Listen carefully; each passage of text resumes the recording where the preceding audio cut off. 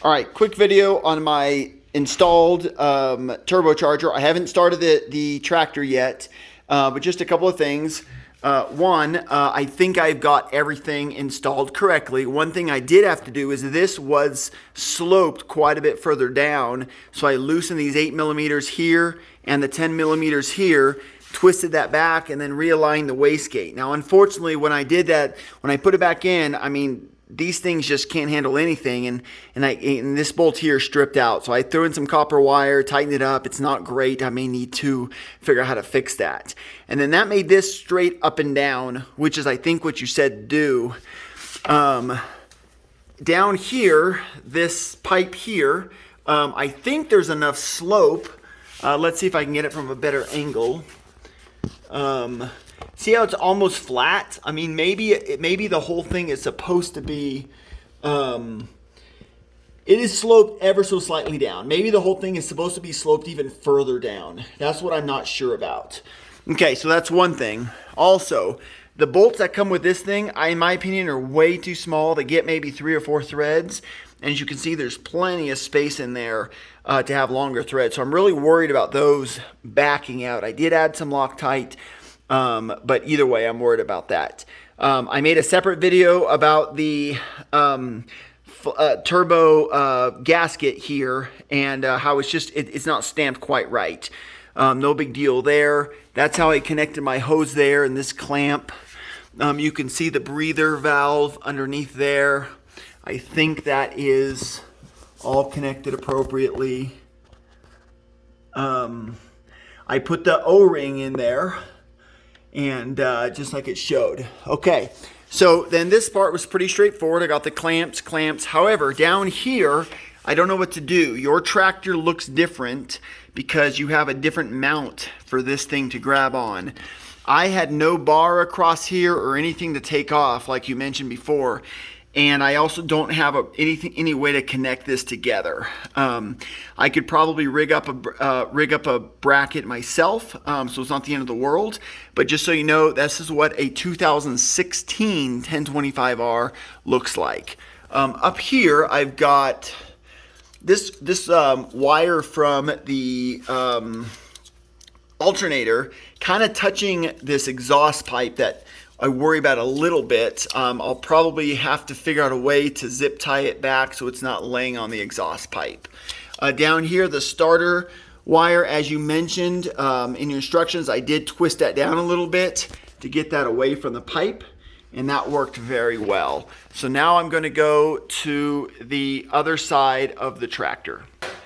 So this is how I ended up doing the air ventilation piece. I have the bung inside here and it's tied to it here. With that said, it seems like you would want some kind of a washer here so that this piece, when it tightens in, it doesn't just like cut right through the rubber to try to grab that little silver bung that's inside here. Again, it looks just fine, but it does kind of just cut through rather than compress on to the rubber. So if that's supposed to be that way, then that's fine. It's almost like it's barely hand tight because it's not going anywhere, but it just seemed kind of odd. One thing I didn't really like in the setup, and it may have to do with the fact that this needs to not be straight up and down, it needs to be at an angle, is this is actually putting some pressure on this oil line. Not a lot, but there's going to be vibration in this tractor, and I worry that over time it's going to wear a hole or something in one of these two or both of them. It's a good amount of pressure. If I lift that up, it sets down there. Not enough to harm the connector, but I may have to fix that by rotating this down to try to get this down further. And of course, when I do that, it's no longer perpendicular. So if there's a preferred angle, that would be something that I would be interested in. If I do that too much, then it puts this tube pointing maybe too far down, and I don't know how far down that can go.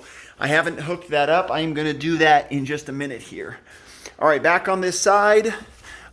This is what the air thing looks like. It kind of fattens up a little bit, but I don't think there's any real restrictions there. And then this, I'm just going to, when I do finally get that corrected piece, then I will just put this in here And I think that, you know, there's nothing really complicated about any of this. So nothing else on this side that I am particularly concerned with. And now I'm going to pause the video, hook this last connector up, and then we'll talk about that. Okay, last thing, I went ahead and installed the oil return, just making sure that looks okay. I think it does. I ended up cutting off this much plus about another finger's worth on a second time in order to get what I consider to be a pretty constant slope down. It doesn't appear like there's really any flat spots anymore. So cutting it is definitely good or necessary, and that's well, let's see, you can't really can't really see what's going on up there, but that's the connection. So if everything looks good, then I'm going to call this, well, I'll know it's a success once I get this updated connector here. And again, could be different for 2016. I'll send you this in a email so you see what my serial is in case that matters for your product development here.